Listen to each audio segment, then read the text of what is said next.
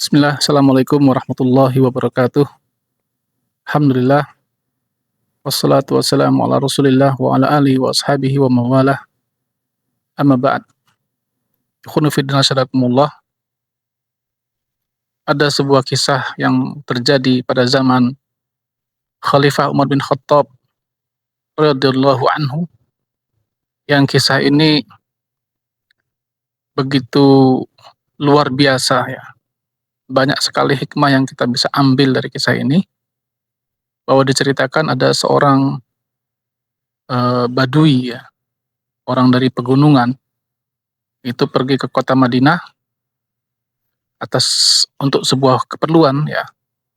Kemudian ketika di Madinah ya, di sebuah padang rumput gitu ya Pak ya, kira-kira dia istirahat dan tertidur ya. Ketika dia terbangun, dia melihat kudanya itu sudah tidak ada bersama dia. Akhirnya dia cari ke sana kemari, dan ternyata dia dapati kudanya sudah bersimbah darah ya, sudah mati. Beranglah si Badui ini sambil berteriak-teriak, "Siapa yang bunuh kuda saya? Siapa yang bunuh kuda saya?" Ternyata ada seorang bapak-bapak yang datang. "Kenapa Mas? Ada masalah apa?" gitu. "Bapak tahu nggak siapa yang bunuh kuda saya?" gitu. Bapak itu mengatakan, "Saya yang bunuh kuda kamu. Kenapa emangnya?" Kata dia, "Kenapa Anda bunuh kuda saya?" gitu. "Apa salah dia?" Dia sudah masuk ke pekarangan tanaman saya. Dia makan buah-buahan yang saya tanam. Ya, saya usir nggak mau, akhirnya saya bunuh aja sekalian." Nah, Badui ini pun naik pitam, akhirnya dibunuh juga lah orang yang telah membunuh kuda dia itu. Singkat cerita, datanglah orang banyak dan akhirnya dia ditangkap dan dihadapkan kepada Khalifah Umar bin Khattab radhiyallahu anhu. Kemudian singkat cerita diputuskan ya, bahwa dia harus dikisos ya, dibunuh juga gitu loh. Karena keluarga dari si mayit tadi tidak menerima dengan terbunuhnya bapak mereka. Kemudian orang yang akan dikisos ini, dibunuh ini, memohon kepada Khalifah Umar ya, agar mengizinkan dia untuk pulang barang sehari saja ya, demi berpamitan dengan keluarganya ya, karena dia nggak tahu ternyata ceritanya itu kok jadi seperti ini gitu. Tapi banyak orang-orang yang memprotes ya, mengatakan nggak usah dikasih izin. Kalau dia dikasih izin nanti dia pasti kabur, nggak akan datang lagi ke sini. Toh kita juga nggak tahu rumah dia di mana. Ya. Orang ini mengatakan, "Wahai Khalifah, demi Allah, ya, saya nggak akan kabur, ya, saya akan bertanggung jawab, saya nggak akan bohong, ya. Saya cuma pulang berpamitan, kemudian kembali lagi ke sini untuk menyerahkan nyawa saya."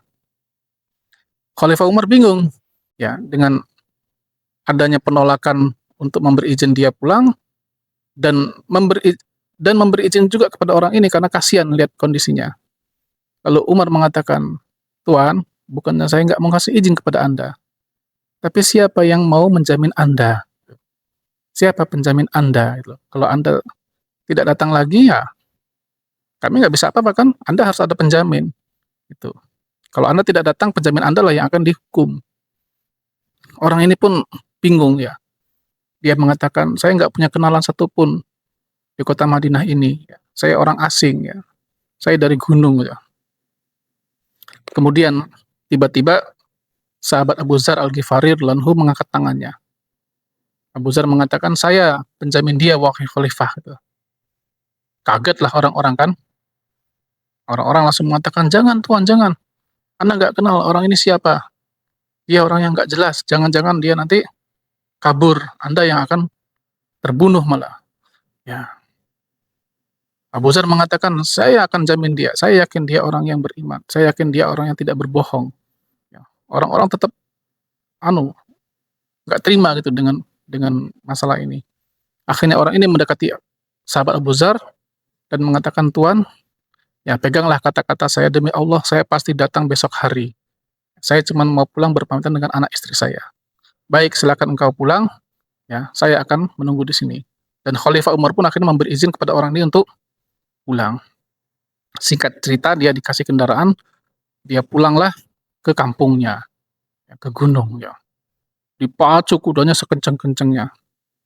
Sampai rumah dia, disambutlah oleh anak dan istrinya ya, dengan gembira karena sudah pulang.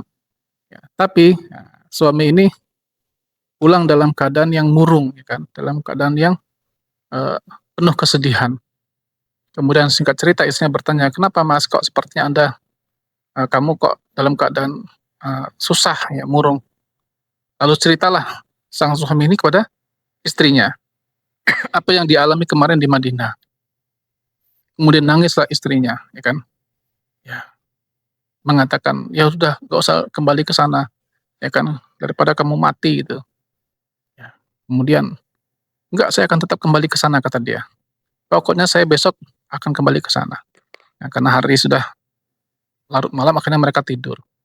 Besok paginya pun dia sudah mempersiapkan segalanya untuk berangkat ke Madinah menyerahkan nyawanya. Nah, istrinya pun kembali menangis ya, berusaha menahan suaminya agar tidak kembali ke Madinah. Dan akhirnya anak-anaknya pun tahu mendengar cerita bapaknya mau dibunuh, semuanya juga ikut nangis, menahan orang tua mereka supaya jangan kembali ke kota Madinah. Gitu.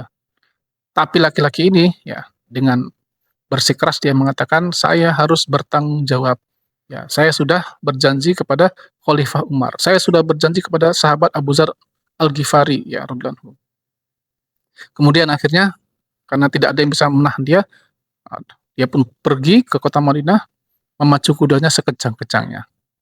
Nah, perjanjiannya Pak, dia harus datang ke kota Madinah ya setelah sholat asar, ya kan? Setelah sholat asar, orang-orang sudah berkumpul di sekitar Masjid Nabawi dengan harap-harap cemas ya, supaya jangan sampai orang ini tidak datang gitu loh, karena nyawanya sahabat Abu Dzar dipertaruhkan di sini. Menunggulah mereka ya kan, sedetik, 2 detik, semenit, 2 menit, waktu pun terus berlalu sampai tidak terasa, ternyata matahari sudah hampir terbenam. Khalifah Umar sangat galau sekali saat itu Pak. Beliau khawatir sekali kalau sahabat Abu Dzar ini akan terbunuh gara-gara orang Badui yang tidak mereka kenal ini, gitu ya. Sampai tiba akhirnya karena sudah mau hampir terbenam, Khalifah Umar memutuskan bahwa ya mau ngomong apa ya, Abu Dzar sudah siap untuk menjadi penanggung orang itu, kalau orang itu gak datang Abu Dzar yang akan dibunuh. Ketika detik-detik Al-Ghoz itu hendak menebas ya kepala Abu Dzar, tiba-tiba ada seseorang berteriak, tunggu dulu, itu apa itu? Ada debu yang berterbangan, namanya padang pasir Pak, kalau ada kuda ya atau onta yang dipacu kencang itu kan ada debu yang berterbangan. Ya, dan benar ternyata akhirnya orang Badui ini datang kembali menyerahkan nyawanya ke kota Madinah. Dipacu kudanya sekencang-kencangnya. Sampai di situ dia mengatakan, Assalamualaikum, Waalaikumsalam.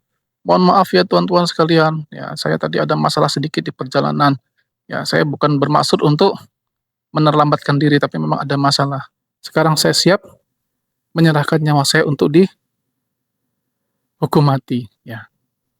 Nah, kemudian singkat cerita akhirnya Abu Dzar Al-Ghifari pun dilepaskan ya dari ikatannya, dan orang inilah yang akan dihukum mati, ya kan. Detik-detik ketika dia akan dihukum mati, tiba-tiba saja ya ahli keluarga dari sang mayit itu mengatakan, tunggu dulu, hentikan, kata dia. Apalagi nih, kata algoritmanya. Keluarga mayit ini mendekati Badui ini, kemudian mengatakan, wahai Tuan, Masya Allah, kami sangat terkesan dengan kejujuran Anda.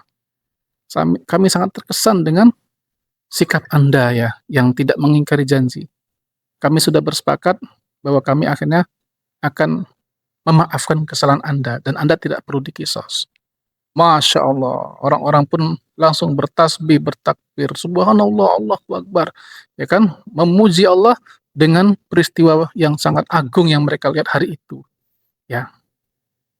Ini pelajaran penting Pak dalam hidup kita.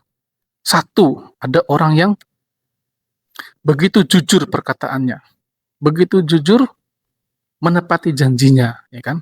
Walaupun itu taruhannya adalah nyawa dia, ya kan? Dia bisa kabur Pak, si Badui ini. Dia bisa aja nggak datang ke kota Madinah. Nggak ada orang Madinah yang kenal dengan dia. Tapi ya itu tadi, dia sudah pegang kata-katanya, saya tidak akan berdusta, ya kan? Kata Nabi kan al mu'minu la yakdzib, orang mukmin itu tidak akan berdusta. Dua, ada pelajaran tentang apa? Pengorbanan Pak dari Abu Dzar Al-Ghifari radhiyallahu anhu yang mau menolong saudaranya ya sesama muslim walaupun dia tidak kenal gitu loh. Walaupun nanti ketika dia menjadi penjamin orang itu bisa jadi Abu Dzar juga yang akan terbunuh seandainya orang itu tidak datang ya, menyerahkan dirinya ke kota Madinah.